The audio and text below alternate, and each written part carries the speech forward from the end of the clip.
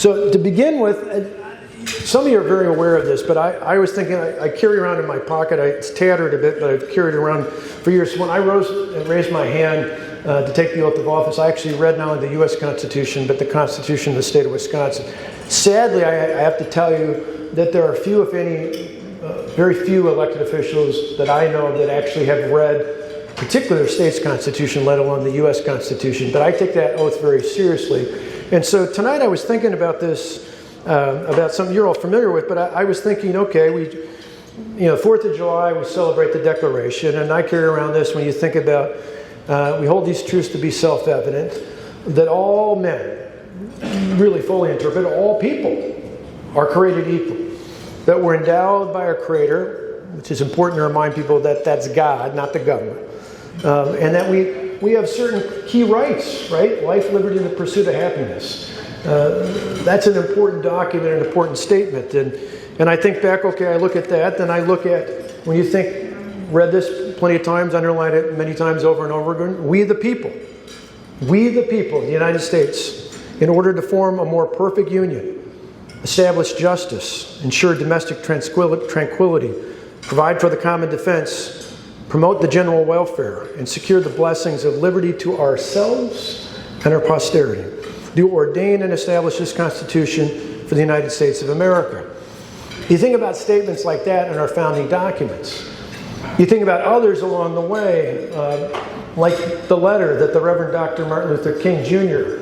wrote in the jail in Birmingham, where it's interesting. I went and looked that up. You'll see why in a moment. So I was looking up one of the statements in particular where he wrote about, of all things, the biggest threat is not the ones you think, but the white moderate.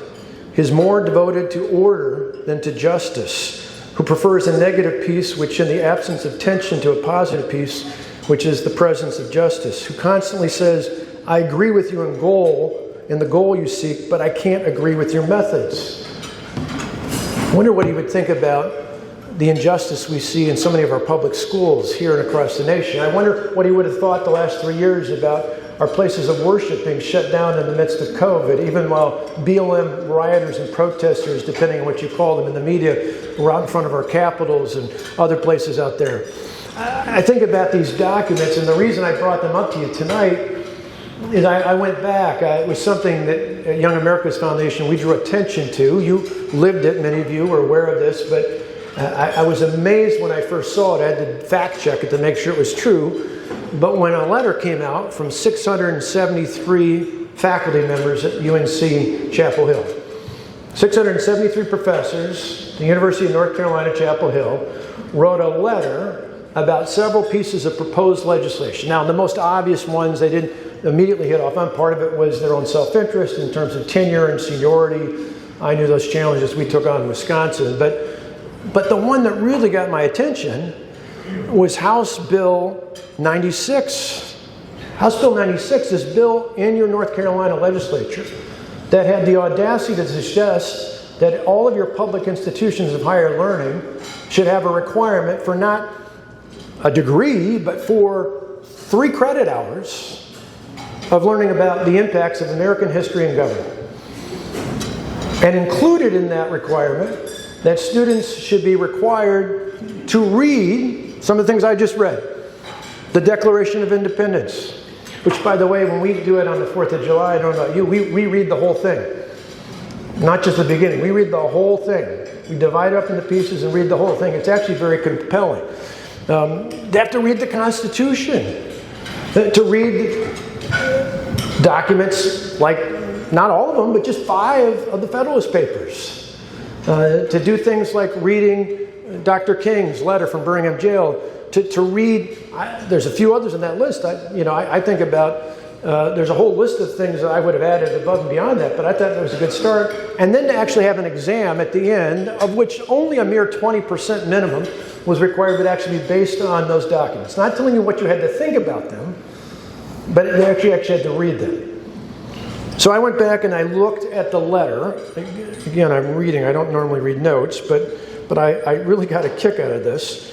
So in the letter from these 673 professors opposing the graduation requirements and some of the other reforms as well, they concluded our leaders continue to disregard campus autonomy, attack the expertise and independence of world-class faculty, and seek to force the students' education, and to get this part, I love this, seek to force the students' educations into pre-approved ideological containers.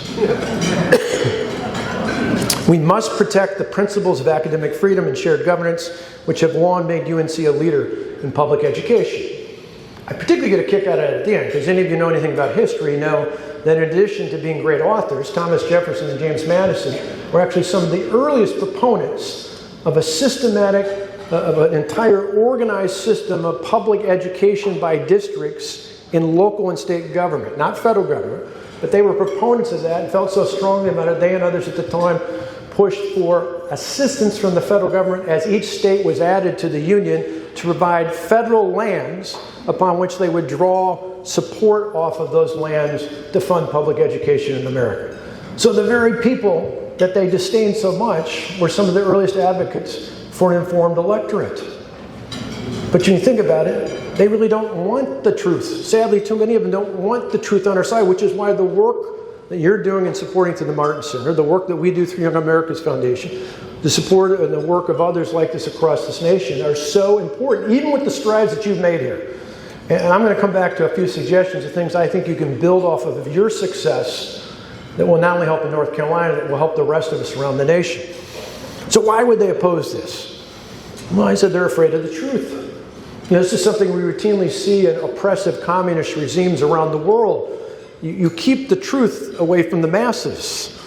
You keep the truth away because they want to be the sole arbiter. They want to be the conduit. They want to be the one that keeps others from actually seeing, because God forbid if a student might actually not only read it, but then be interested to understand not only what's in the document, but what was happening at that time. What were the circumstances?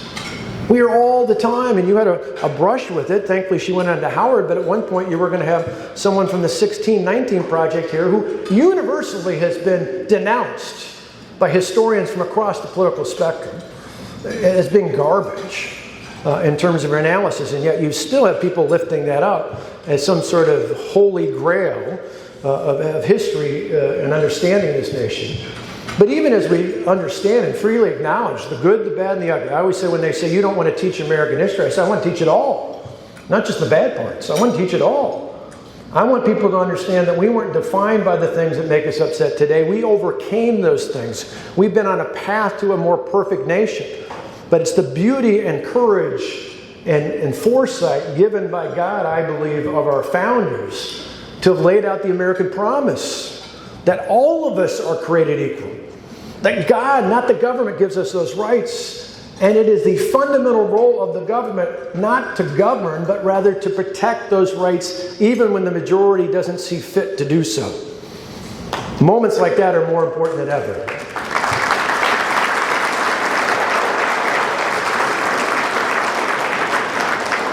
The irony, not only here but across the nation, is that anyone who gives an objective review of Marxism, of communism, of a veiled focus that's remotely close to it, and socialism, whatever you want to call it, but the only place where Marxism works anywhere in the world these days or in the past is in the minds of radical professors on our college campuses.